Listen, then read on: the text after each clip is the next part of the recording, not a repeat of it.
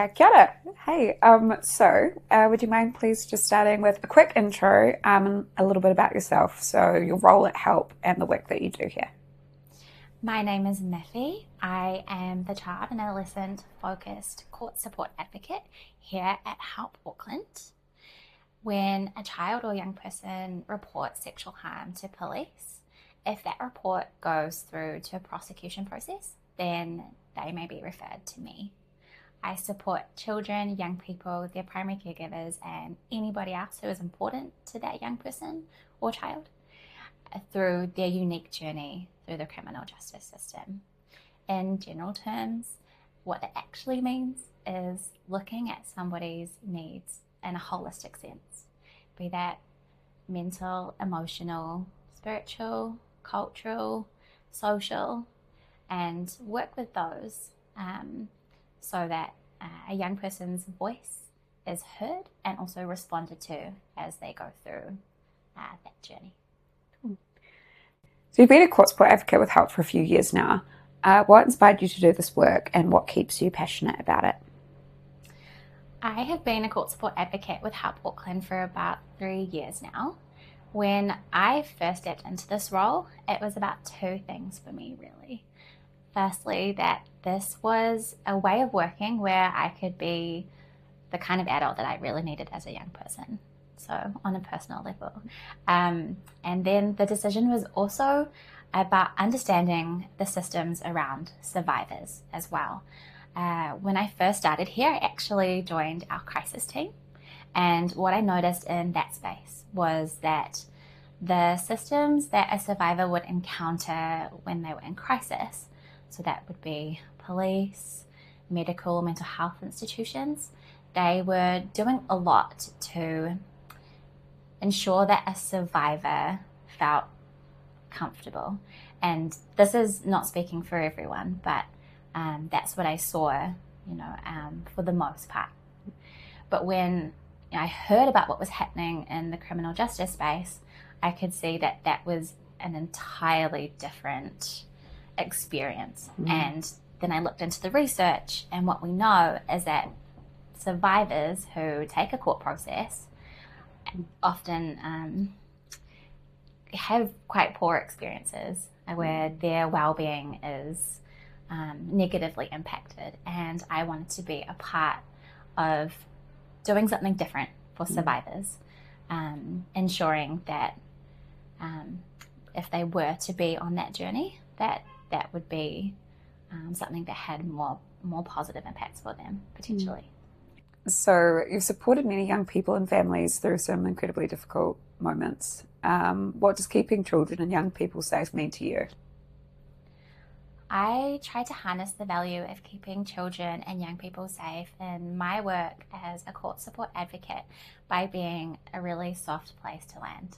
When someone walks through the door to meet me, I do everything that I can for them to feel like they can be their genuine and true selves in this space, that they can sigh relief, and that with me there is no judgment. Whatever it is that they have to say and however it is that they feel is completely okay, and together we can work through it. And HELP's We Can Keep Safe program focuses on teaching personal safety to preschoolers and their caregivers. From your perspective, why are those early prevention and education programs so important? What we know about child sexual abuse is that it tends to happen incrementally over time and through a range of behaviours that ramp up or increase. So children's safety programs that focus on early prevention and intervention do a couple of things that I think are really important. Firstly, they allow children to understand and identify what could be happening for them. And secondly, it gives them language and the confidence to raise any concerns that they might have to a safe and trusted adult and communicate that as effectively as possible. You often work with young people and families who are navigating trauma and uncertainty. What do you see as the most important ways that HELP supports them to feel safe again and begin to heal? I see the most important way that all of HELP services begin to help children and their families to feel safe again through traumatic and uncertain times is the way that our services are survivor-led. That means we work with the particular circumstances and preferences of the person in front of us. So, as a new mum yourself, has becoming a parent changed the way that you think about children's safety or the importance of the work that HELP does? Recently, becoming a mum has only increased my appreciation for all of the work that we do here at HELP. But one thing in particular that has changed for me is the understanding that as much as I would love to be, I personally can't be the be all and end all for my own baby, so neither can any other parent. So I guess what that means is that all children and young people deserve to have a really big support network when it comes to difficult and hard things that might happen in their life. And so I think it's pretty amazing that a service like HELP exists, especially 24/7, so that any child and parent can access it whenever they need or want to. So many parents find it hard to know where to start when it comes to talking about body safety or boundaries with their children, especially with the busy holiday season coming up and everything. So what advice would you give to them?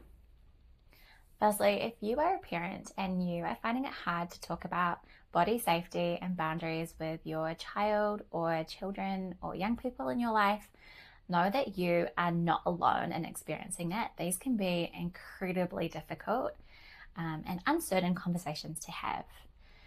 If you are struggling, I want you to know as well that you don't have to be alone, and that's exactly why you should pick up the phone and call our amazing 24/7 helpline, seek some support and advice for what to do for your own child or young person. As a parent, probably one of the easiest things that you could do to start talking about body safety and boundaries is just using the correct anatomy, naming things, using the right words, so that if a child or young person does come to you, that you can communicate using the same language and with clarity. If you could share one message with our community these holidays about protecting children and young people, what would it be? My one message for anyone and everyone out there these holidays about protecting young people and keeping them safe is that you can be an amazing support person, and it really is quite simple. Listening and giving space for that person to talk, then telling them that you believe them. Those are the most protective things that you could do for anybody, ever.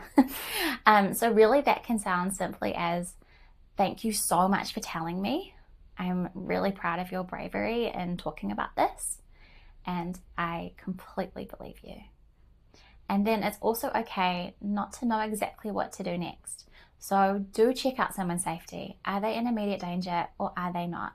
And also talk about speaking to a specialist service such as HELP Auckland about navigating the next steps together.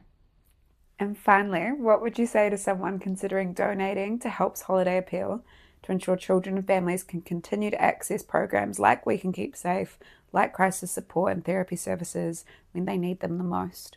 We seriously do life-changing work for anyone. And that work should be free and easily accessible. And it is only through the generosity of the community that we, can continue to do that.